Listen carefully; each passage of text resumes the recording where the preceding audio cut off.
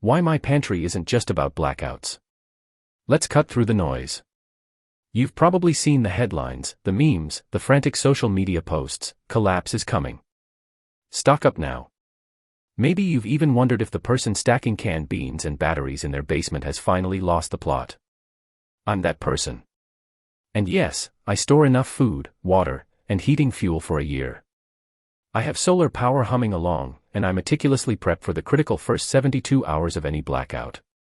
So, the question buzzing in your head is probably, am I nuts? Let me answer that, not with panic, but with the perspective of someone who learned survival from history, not Hollywood. Honestly, my journey began pragmatically. Living in a region prone to brutal winter storms, I learned quickly that a power outage isn't a hypothetical. 3 days without heat or lights. That's a real threat. So, I mastered the 72-hour rule: water, non-perishables, first aid, warmth. This wasn't paranoia, it was basic respect for the fragility of modern infrastructure. When the grid does flicker out, knowing you have clean water, a way to cook, and a charged radio isn't comforting, it's liberating. It transforms you from a victim into a problem solver. But lately, something shifted. It's not just the weather reports I'm watching, it's the political climate. The creeping sense that stability isn't guaranteed, not economically, not socially, not globally. When leaders seem more focused on division than solutions, when vital support systems for our most vulnerable pensioners, the disabled, those already struggling, feel increasingly precarious or even targeted by rhetoric dismissing them as undesirable, a deeper unease sets in. This isn't about party affiliation, it's about patterns. My mother's side lived through 2 world wars. Her teenage years in World War II Holland weren't just stories, they were hard-won lessons etched into our family's DNA. She spoke of scarcity not as an abstract concept, but as the daily reality of watching your community fracture, systems fail, and basic dignity become a luxury. She taught me that when institutions crumble, your preparations are your dignity. The chilling parallels I see today, the rise of authoritarian rhetoric, the erosion of empathy, the deliberate starvation of social safety nets, aren't figments of an overactive imagination. They're historical echoes, loud and clear, even on our northern shores. Maybe stocking a year's worth seems extreme. To some, it absolutely does. And that's okay. Preparedness isn't one size fits all. My level isn't a judgment on yours. It's my personal risk assessment. Knowing what can happen when society fractures. Current reality, witnessing global instability, supply chain fragility, and political winds that prioritize ideology over human need. It's not if, but when something disrupts your normal. A localized disaster. A prolonged regional outage. An economic shockwave hitting your paycheck. Having reserves isn't about predicting the apocalypse, it's about ensuring you thrive, not just survive, through the inevitable bumps. I won't pretend the current political landscape isn't a major catalyst.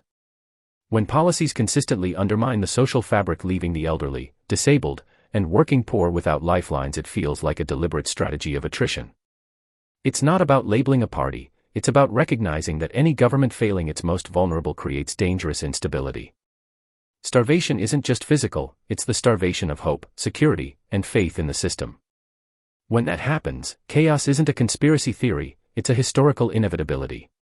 My stockpile isn't against conservative, it's for my family's resilience despite the failures of any system. Here's what I've learned. Prepping isn't about hoarding, it's about capability. It's about knowing how to cook from scratch, not just open a can. Understanding basic first aid beyond a band-aid. Having alternative communication, hand crank radio, signal plans. Building community, the real survival resource, neighbors helping neighbors. Generating your own power, solar isn't just green, it's independence. This isn't nuts. It's necessary awareness. The world is changing. The assumptions we grew up with, perpetual growth, stable infrastructure, reliable safety nets, are showing cracks. Ignoring that isn't normal, it's potentially reckless. Preparing isn't fear-mongering, it's the ultimate form of self-respect and care for those you love. That's why I'm starting my YouTube channel.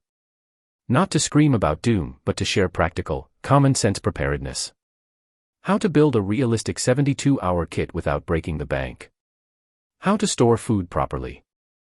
How to assess your risks and build your resilience, whether that's 3 days, 3 weeks, or like me 365 days. Because the goal isn't isolation, it's informed empowerment. So, are you a prepper? Maybe you already are and don't know it. Hello, first aid kit owner. Maybe the idea makes you uneasy. That's fine.